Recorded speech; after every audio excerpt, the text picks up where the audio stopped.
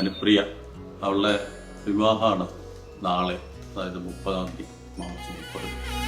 ഞങ്ങളൊക്കെ കല്യാണം കഴിഞ്ഞ് ഞങ്ങൾക്കുണ്ടായിട്ടുള്ള ആദ്യത്തെ ഞങ്ങളുടെ ഒരു ദൈവത്തിൻ്റെ സമ്മാനം 2001 അവളെ ജനിച്ചത്.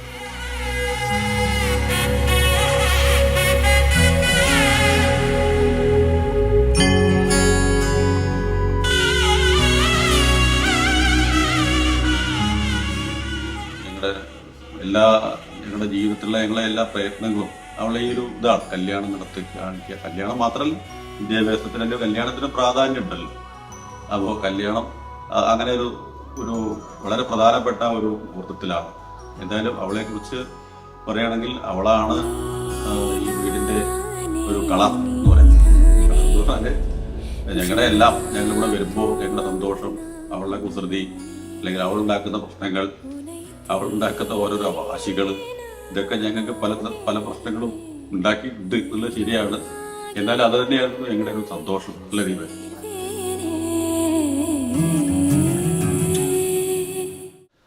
വിഷ്ണുവിന്റെ പ്രപ്പോസൽ വന്ന അപ്പം തന്നെ പെട്ടെന്ന് അത് എനിക്കത് കാച്ചി വെച്ചാൽ എനിക്കത് പെട്ടെന്ന് അവനെ ഇഷ്ടപ്പെട്ടു.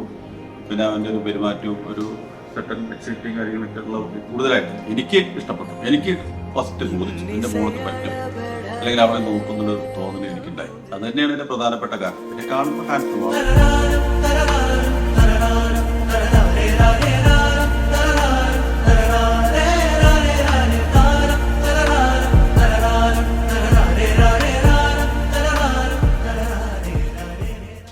ഞങ്ങളുടെ ഫാമിലിയിലെ ഏറ്റവും വൈബ്രന്റും എനർജറ്റിക്കും ആയിട്ടുള്ള ആള് അനുവാണ്.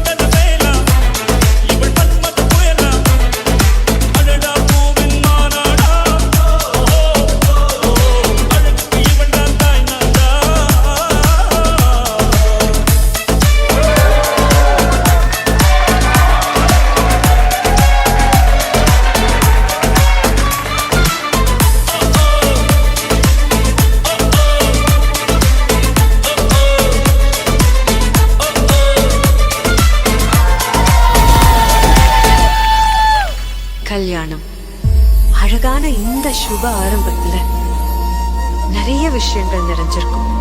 சுற்றமும் நட்பும் சூழ அழைப்புகள் வைக்கிறப்போ கல்யாணத்துக்கு வந்தா மட்டும் போதாது, அதை முன்ன நின்று நீங்க தான் நடத்தணும்.